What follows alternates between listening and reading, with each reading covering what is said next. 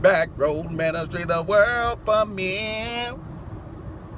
Spitting that knowledge in your ear. Mr. Marty coming from the Kia Optima Studios. Big news, big news, big news. New York City area.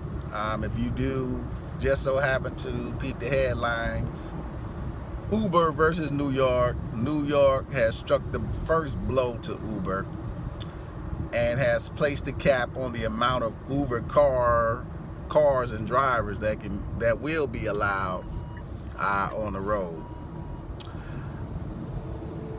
Here's my issue with this battle that New York City and the Taxi Cab Commission fought and won. They won this battle, the first round. There has, for a long period of time, been a lot of racism for many, many years, and no one's as strange to this, the prejudice that's been going on in New York for many, many years involving taxi cab companies. I don't care what color the taxi cab driver is. There's been a lot of prejudice as far as where a taxi cab will go, who they will pick up, what fares they will take, what boroughs they will go in. People in New York are quite familiar with this foolishness. So taxi cabs had the right back then not to take a fare. They didn't have to go to the Bronx. They didn't have to go to Brooklyn. They didn't have to go out Far Rockaway and Queens and certain areas if they didn't want to. They didn't take those fares. Basically their hub was Manhattan. Luckily for a lot of the other boroughs, they have other taxi cab services they're able to utilize. Each borough pretty much has their own now, but it didn't used to always be like that because the Taxi Cab Commission had such a lock on who can have medallions. Now, a medallion is basically it's like a franchise card. And they were selling these medallions. These medallions aren't cheap. We're talking about $250,000, $300,000, up to $1 million for some people just to get one of these medallions so you can have your own taxi cab service. So there was a lot of prejudice.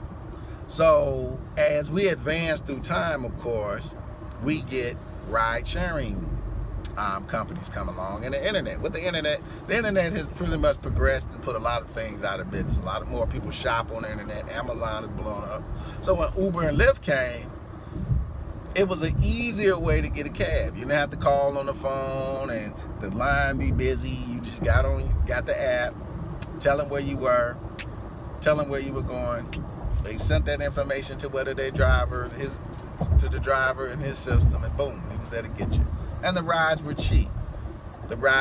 No more getting in a taxi cab and he ride around all day or putt-putt while the fare meter constantly ran. And he takes you around the corner. A 5-minute trip costs you $30. No more of that. It was a set fee based on mileage and a simple charge that people could afford. And now New York wants New Yorkers who've got used to Uber. Now we're talking about over 100,000 Uber drivers in the city of New York. And they talk about the congestion problem, but New York was congested before Uber came. So don't try to use that lame brain excuse. But now New York wants to stop the ride sharing and go back to the way things used to be in New York. With the New York cabs, charging people ridiculous prices to go around the corner, and it should be okay. My problem with this is in America, we talk about capitalism. We talk about fair marketplaces. We talk about people having the decision to buy products that they want to buy. But we don't see that in America. A lot of times in this country, what we see is somebody dictating what we're going to do with our money. If I don't want to get in a New York taxi cab and be ripped off, shouldn't I have the right to go shop elsewhere unless the taxi cab companies begin to change some of their pricing? How is the city of New York now going to say, oh, well, you just got to ride, we're not going to have that many Ubers, so you just got to live with the fares of the taxi cab company because we're getting kicked back, which it has been uncovered that the mayor was getting a kickback out of this, and a lot of those city councilmen were getting kickbacks from the taxi cab commission.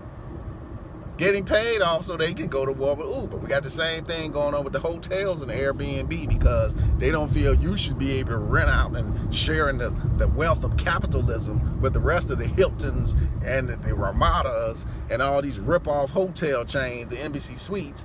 Only they should be able to rent your room. You shouldn't be able to rent a house and put your whole family in there for $300 a night and save money. No, you should be able to spend $300 a night for a room where everybody has to get a room, and you're spending over $2,000 for a 2-day stay, because that's American capitalism, and that's just fucking all right.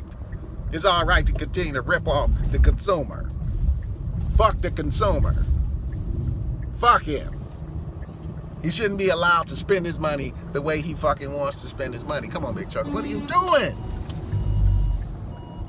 God damn motherfucking New Jersey drivers. This asshole did not get the fuck over. He's gonna kill me with hazmat in his vehicle.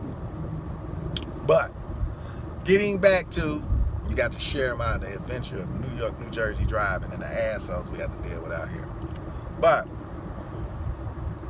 getting back to what I was talking about, the treatment of the American consumer, the treatment of the consumer here, the idea that this is a capitalist society. This is not a capitalist society. It's not a capitalist society, because if it was, then the marketplace, it would be fair. Uber came up and utilized the technology that's here today. New York City taxi cab companies could have utilized this technology. They bought this technology before that app came up and before this company was created. This technology was introduced to cab companies, cab services, all of America, all over the world could have took advantage of this technology when they first presented it. And you know what? They laughed in the man's face. They laughed at him. That's stupid. Ain't nobody gonna get on the internet and get no cab. That way people been using the phone for years, and you know, nobody's gonna do that. No. But he took the technology and said, I can make this work. Well, let me make it work another way. Why don't I just use ordinary, everyday people and see if I can get this technology over? And it worked. It's 100,000 Uber drivers now. 100,000 Uber drivers. That's part one of this video. I'm coming part two in just a sec. Peace.